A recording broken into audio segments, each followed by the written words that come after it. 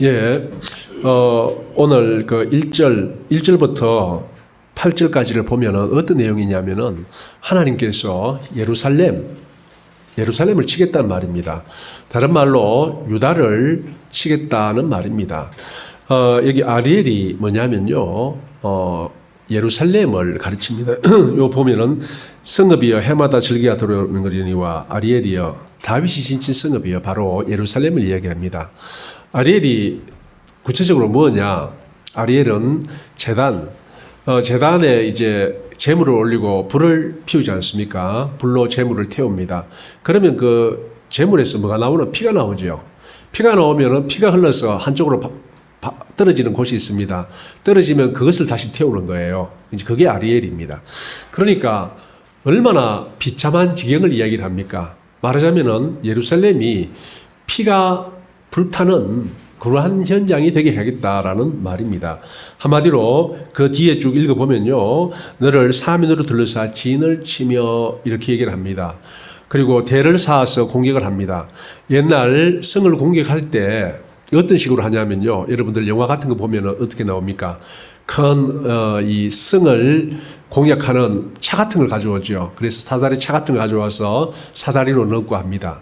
그런데 그것도 여의치 않으면 나중에 어떻게 하느냐? 아예 산을 쌓아버립니다. 성벽 높이만큼 산을 쌓아서 성벽보다 더 높이 올라갑니다. 산을 쌓았어요. 그래서 위에서 아래로 보고 공격을 하죠. 그런 식으로 한마디로 적으로부터 둘러싸여서 공격을 받는다는 그런 이야기입니다. 그런데 이제 그렇게 되면 4절에 네가 낮아져서 땅에서 말하며 내 말소리가 나지게 티끌에서 날 것이라 그렇게 얘기를 합니다. 우리 말소리가 어디서 납니까? 티끌에서 나는 거예요. 예, 한마디로 우리의 존재가 거의 희미해진다는 겁니다. 우리의 목소리도 낼 수 없고 이제 그런 이야기입니다. 그리고 5절 그럴지라도 내 대적의 무리는 세미한 티끌 같겠고 강포한 자의 무리는 날려가는 개 같으리니 그 일이 순식간에 갑자기 일어나리라. 그렇지만 하나님께서 예루살렘을 벌하시지만 누구를 통해서요?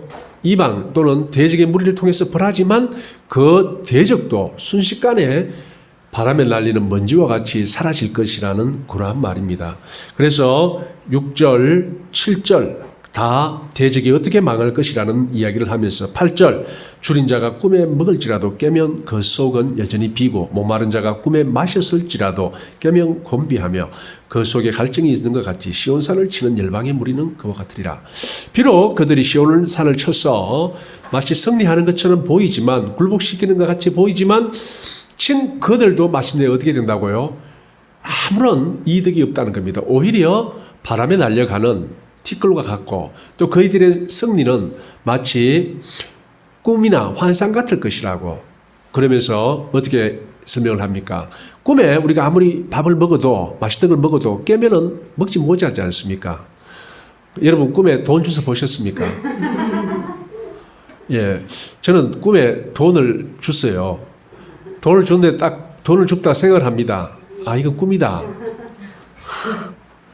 그리고 돈을 안 줍습니다. 꿈에 두 번도 주는 다 의미가 없다 그래서 그걸 자각몽이라 하죠. 저는 주로 자각몽을 꿉니다. 꿈인 줄 압니다. 예, 하여튼 그런데 이제 오늘 이 꿈 같은 공격자들 결국 이것은 무슨 말이냐면요. 하나님께서 아리엘 예루살렘을 그렇게 사랑하신다는 겁니다. 오늘로 말하면은 물론 이스라엘도 되겠지만. 또 누가 됩니까? 바로 예수 그리스도 안에 있는 우리들을 이렇게 사랑하시는 거예요. 문제는 하나님께서 왜 예루살렘을 이렇게 징벌하시는가?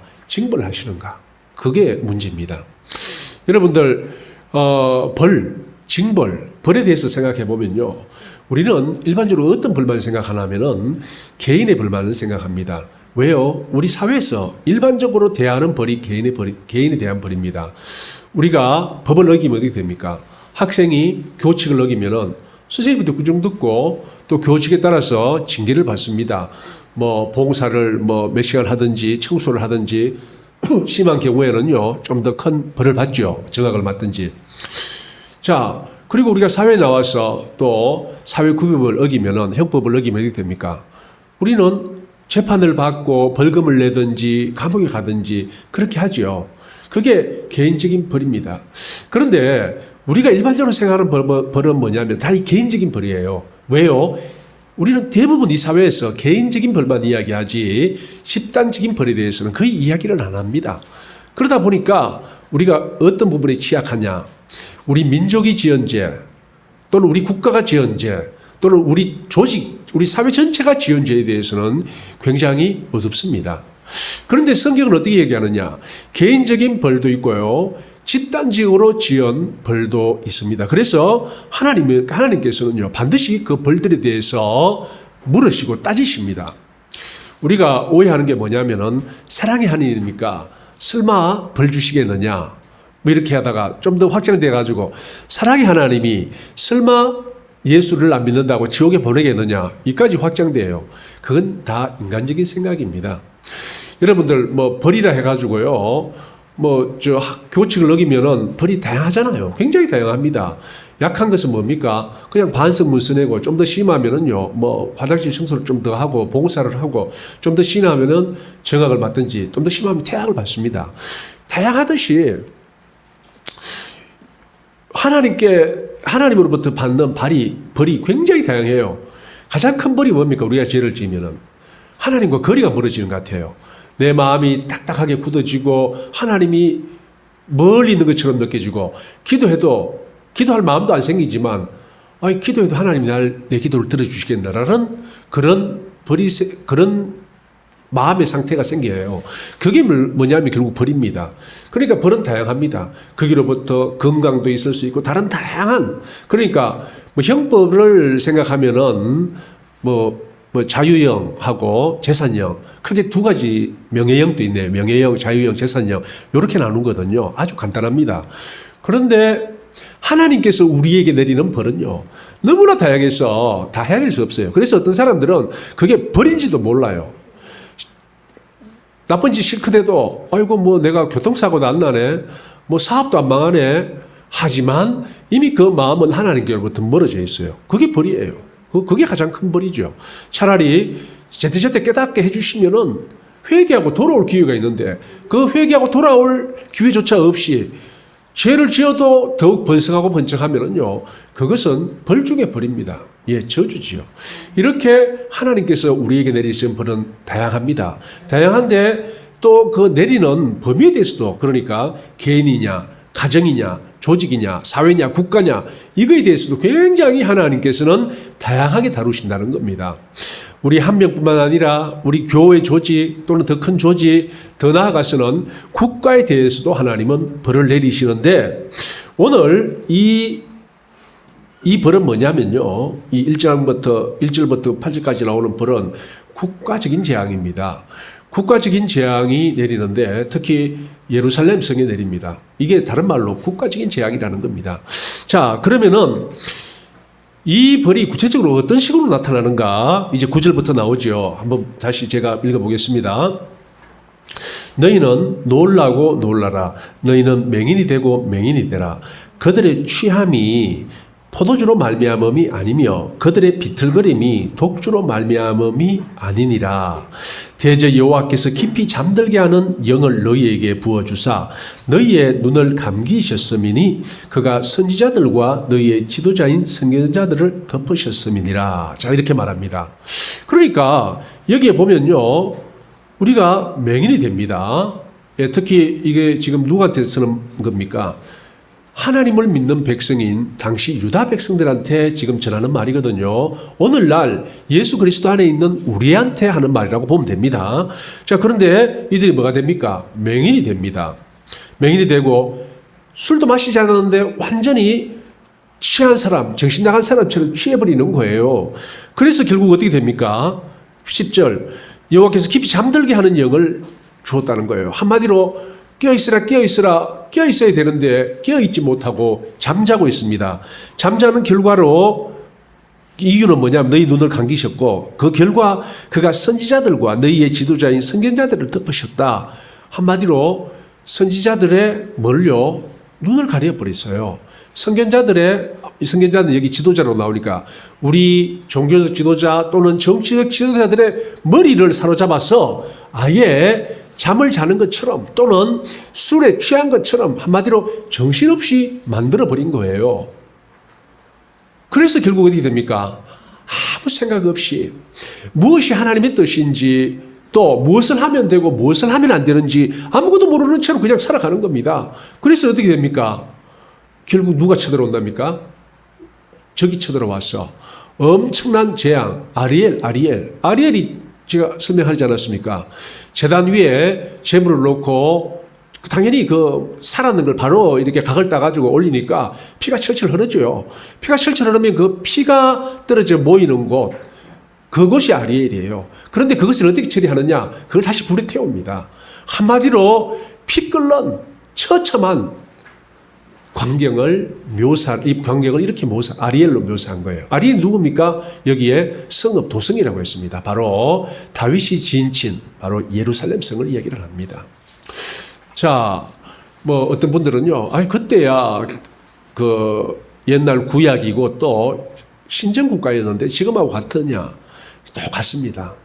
예수 그리스도를 믿는 이 크리스찬들이 이 대한민국에 25%가량 있다고 하잖아요. 25% 또는 20%, 뭐 실제로는 교회 다니는 사람은 그렇게 많지 않습니다. 그런데 교회 한번 다녔다가 이제 안 다닌 사람들은 어떻게 하냐면은 당신 종교 있어요? 그럼 예, 있습니다. 뭔데요? 그럼 기독교 이렇게 대답합니다. 뭐 옛날 다녀봤으니까 뭐 다른 거 말할 게 없으니까 이제 보통 그렇게 말합니다. 그래서 우리나라 기독교 인구가 한 25% 돼요. 예. 자, 그러면은 그들은 결국 누구냐? 여호와 하나님을 아는 사람들입니다. 그들한테는 결국 이 말씀이 그대로 적용됩니다. 하나님의 백성한테는 하나님의 말씀이 적용되거든요. 하나님의 법이 적용됩니다. 그래서 그들의 눈을 가리셨다는 겁니다. 가리셨는데 특히 누구를 이야기를 하느냐? 뭐 정치인들도 다 있지만 특히 누구냐면요. 자기가 예수 믿는다고 하는 정치인들 또는 예수 믿는다고 하는 지도자들을 여기서는 특별히 이야기를 합니다. 여러분, 지도자가 중요한 줄 아세요? 지도자가 정말 중요합니다. 왜 중요해요? 대부분 사람들은 잘 몰라요. 앞에서 거짓말하면은 거짓말이 진실인 줄 알고 따라가고 그런 경우가 너무나 많거든요.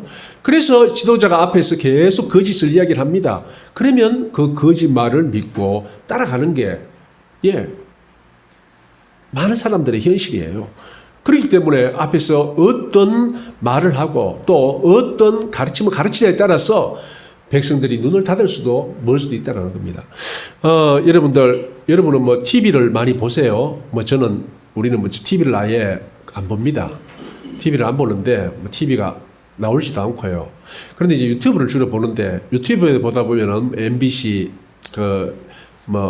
JTBC 같은 데서 유튜브 올려놓잖아요. KBS 같은데. 그런데 짤막짤막하게 제목 달린 거 보면은 그 내용이 대충 뭔지를 압니다.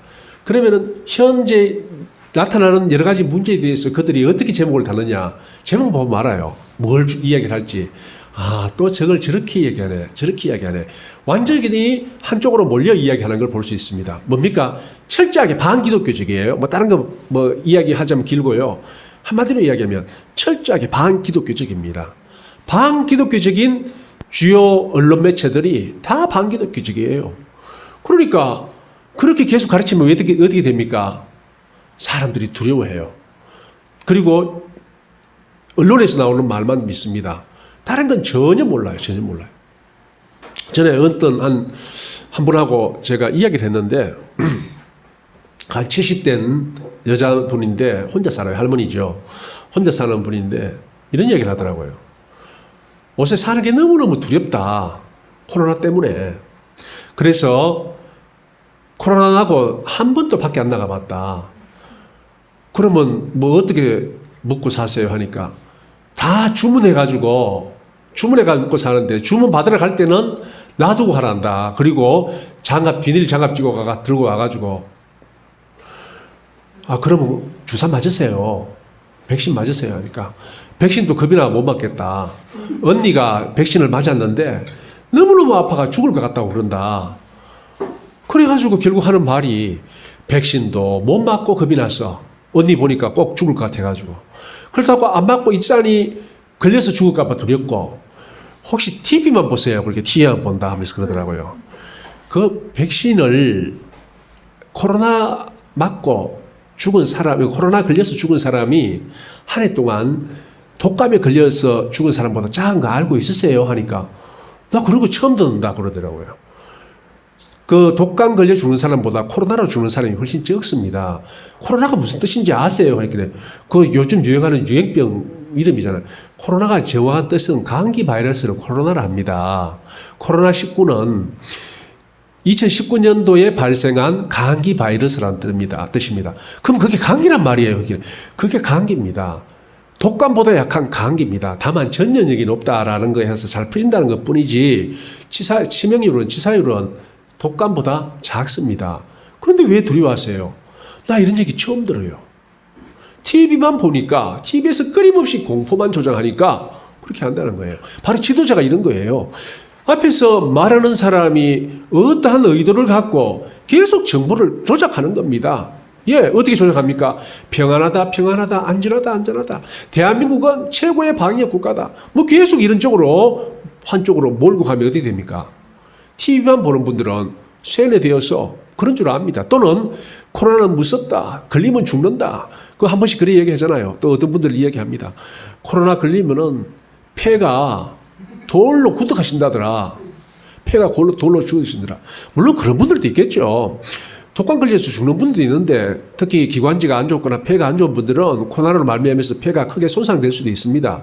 한 가지 일을 마치 모든 사람한테 적용되고 너한테도 그런 일이 충분히 일어날 수 있으니까 무조건 조심해라 라는 식으로 계속 정부를 오도하는 거예요.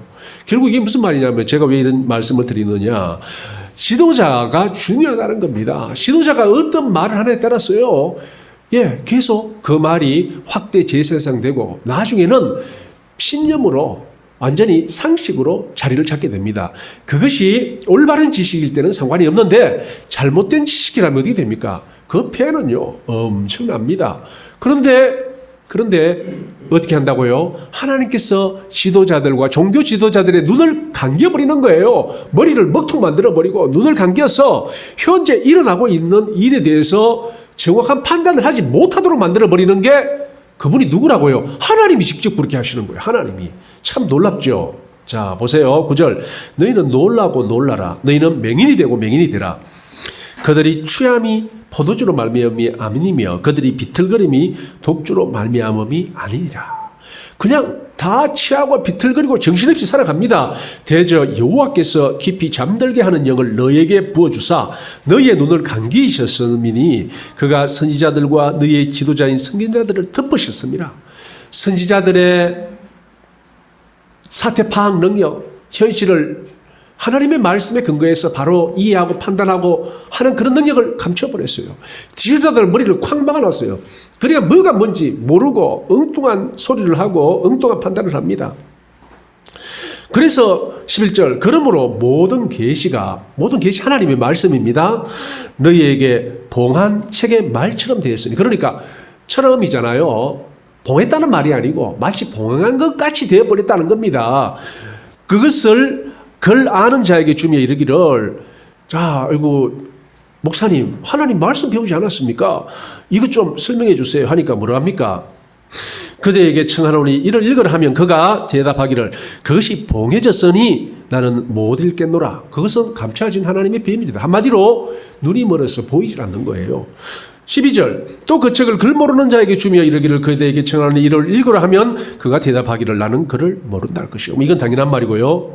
자, 그러면 왜 이러한 일들이 생기느냐? 왜 예루살렘이 아리엘이어 같은 그러한 상황이 생기느냐? 그리고 왜 지도자들과 종교 지도자들이 눈이 멀어지고 머리가 먹통이 되고 그렇게 해서 마치 자는 것처럼 취하는 것처럼 정신없이 살아가느냐? 그 이유가 13절부터 나옵니다. 주께서 이르시되 이 백성이 입으로는 나를 가까이 하며 입술로는 나를 공경하나 그들의 마음은 내게서 멀리 떠났나니 그들이 나를 경외함은 사람의 계명으로 가르침을 받았을 뿐이라. 하나님의 말씀으로 받는 것이 아니고 사람의 계명으로 받는 거예요. 사람의 계명은요, 지키면 되는 거예요. 우리의 내심은 전혀 중요하지 않습니다. 우측 통행하세요. 그러면 우측으로 통행만 하면 되는 거예요. 나는 좌측으로 갈 거야. 언젠가 좌측으로 가고 말 거야. 이런 거 아무 상관없습니다. 그냥 우측으로 가면은 아무 문제 없습니다. 도둑질 하지 마세요. 도둑질 안 하면 돼요. 끊임없는 도둑질 하고 싶은 욕망이 생기더라도 도둑질 안 하면 죄가 안 됩니다. 이런 거예요. 그런데 이것이 바로 사람의 계명이에요. 사람의 계명은 우리의 마음의 상태는 중요하지 않습니다. 우리의 행위의 결과만 중요한 거예요. 바로 이게 사람의 계명이에요. 그런데 놀랍게도 하나님은 어떤 분이냐? 우리의 행위만을 원하는 분이 아니라는 겁니다. 왜요? 그분은 우리의 주인이기 때문에, 우리의 아버지이기 때문에, 우리의 창조주이기 때문에 우리의 마음을 원하세요. 우리의 마음. 우리의 마음이 온전히 하나님을 사랑하고 또 하나님 뜻을 기뻐하며 즐거이 행하는 그것을 원하시지, 단지 사람의 계명으로 받아서 행동만 이상 없으면 이상 없는 인간 세계의 법 같지 않다는 말입니다. 이것이 바로 하나님의 뜻인데, 결국 그 당시 사람들이 어땠습니까? 하나님의 말씀을 사람의 계명으로 받아서 내 행동만 이상 없으면 되지. 하나님이 제사 지내랬어요. 제사 지내면 되지. 그 내심, 마음, 정말 내가 죄인입니다. 하나님 앞에서 양을 잡으면서 제가 죄로 말미암아, 제가 지은 죄로 말미암아 제가 죽었습니다. 이런 마음이 아니에요. 그냥 그렇게 나와 있으니까 양 한 마리 돈 얼마 손해 봤네. 이런 생각으로 가서는요, 전혀 하나님 마음에 합하지 않다는 겁니다. 그 결과로 어떻게 됩니까? 바로 아리엘이여 하는 그러한 사태가 초래되는 거예요.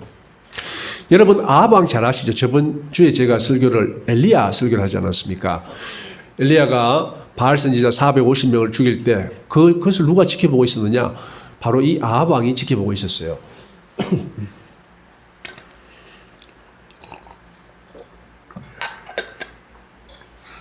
그런데 이 아합 왕 때요, 아람, 지금의 시리아 지방, 그 시리아하고 관계가 안 좋았어요. 그래서 그 당시에 유다 왕 여호사밧 왕과 연합해가지고 시리아, 그러니까 아람을 공격하기를 원했어요. 그러니까 이 여호사밧 왕이 하는 거예요. 좋다, 공격하자. 그런데 이거 우리끼리 하면 안 된다. 물어봤느냐? 하나님께 물어봤느냐? 하니까 그럼 물어보자 하는 거예요. 자, 그럼 여호와의 선지자 다 모여라 해가지고 여호와의 선지자 한 400명이 모입니다. 자, 그리고 지금 우리가 아람을 치려고 하는데 여러분들 하나님의 뜻이 어떤지 한번 말씀해 보세요 하니까 400여 명 모인 여호와의 선지자들이 어떻게 합니까? 다 하나같이 얘기를 합니다. 하나님은 아람을 이기실 겁니다. 하나님께서 이기게 해주실 겁니다. 아합 왕이 이길 겁니다. 다 똑같은 소리 하는 거예요. 그러니까 여호사밧 왕이 있다가 이건 뭐 좀 그렇잖아요. 뭐 다른 말도 나와야 좀 생각을 해보는데 천편일률적으로 똑같이 아합 왕을 찬양하는 이야기만 하고 이길 거라는 이야기만 하니까 좀 미심쩍습니다. 저 아합 왕이요, 이 선지자들 얘기뿐입니까? 다른 선지자 없습니까? 하니까 한 명 아직 안 온 사람이 있다. 그런데 그 선지자는 나에 대해서 좋은 말 한 번도 한 적 없다. 그래서 내가 안 불렀다. 그런 게 어디 있습니까? 부르세요. 다 부르세요. 하니까 이제 미가야가 호출되고 옵니다. 미가야한테 그러니까 미가야가 탁 나올 때 이제 데리러 간 사환이 말하죠. 종이, 지금 이런 일로 너를 부르러 왔는데 지금 400명쯤 모인 이 선지자들이 똑같이 아합이 이길 거라고 그렇게 얘기를 했으니까 니도 목숨 부지하려면은 아합이 이길 거라고 이야기해라. 그렇게 이제 미리 일러주잖아요. 이제 그런데 딱 와가지고 자, 말해보라 하니까 아합 왕이 이길 것입니다. 또 그렇게 똑같이 얘기해 주는 거예요. 그러니까 건성건성 대답하지 말고 진실을 말해라. 진실을. 네가 받은 걸 이야기하라니까 이제 뭐라고 말합니까? 그러면 실제로 내가 하나님한테 받은 걸 말씀드리겠습니다. 하늘에 가니까 하늘에 지금 회의가 열리는데 하나님께서 주위에 있는 사람들한테, 천사들한테 말합니다. 저 어떻게 저 아합을 꼬여가지고 말하자면 사자 아갈이 아람과 전쟁을 붙게 할까? 그래서 어떻게 저 아합을 죽일까? 하니까 한 천사가 나와 하는 말이, 하나님, 제가 거짓말하는 영이 되어서 저 선지자들한테 들어가가지고 거짓말하게 하겠습니다. 아합이 이길 거라고. 그거 좋은 생각이다. 가라. 하는 걸 내가 들었다. 가면 죽는다. 그러죠. 그렇게 미가야가 그렇게 예언을 합니다. 결국 이게 뭡니까? 아합이 하나님을 경외하는 사람입니까? 아무도 없습니다. 아합은 하나님을 대적하는 왕이에요. 철저하게 대적하는 왕이에요. 그래서 결국 그 마음에 하나님을 경외하는 건 다 떠나갔어요. 형식적으로 선지자들을 불러놓고 물어요. 그러니까 그 결과가 어떻게 됩니까? 하나님이 눈을 감겨주셨어요. 하나님이 선지자들의 눈을 감겨버리고 또 누구의 눈을, 결국 아합의 눈을 감겨가지고 결국 전쟁을 하게 하고 전쟁하는 당일 죽게 만들어버립니다. 그 성경을 보면요. 열왕기상 22장에 나오는데 그쪽 보면 어떤 내용이 나오냐면은 이 아합 왕이 말합니다. 여호사밧 왕이여, 당신은 왕복을 입고 전쟁 나가십시오. 그럼 니는 나는 평복 입고 그냥 군사 옷 입고 내가 전쟁에 나가겠습니다. 그렇게 해가지고 이제 여호사밧 요다 왕이죠. 왕복을 입고 나가고 이쪽은 그냥 일반 병사 차림으로 나가요. 그런데 이제 아람 군대 왕은 너 전차 부대들은 딴 거 신경 쓰지 말고 그냥 왕 한 명만 죽여라. 왕 한 명만 죽여라. 그렇게 말합니다.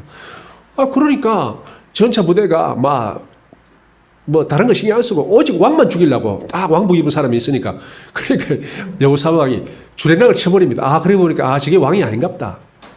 그런데 이 아람 군대 궁수가 선 화살이 우연히 날아가가지고 이 아합 왕 갑옷 틈새를 비집고 들어가가지고 찔러버려요. 갑옷에 맞으면 됐는데 갑옷 그 성경에 보면 그래 나와 있습니다. 갑옷 틈새를 비집고 들어가가지고 그러니까 이제 뒤로 물려라. 내가 지금 다쳤다. 그 뒤로 물러났어요. 물러났는데 계속 피가 흘러서 결국 그 전차에 피가 흥건하게 되고 저녁에 죽게 됩니다.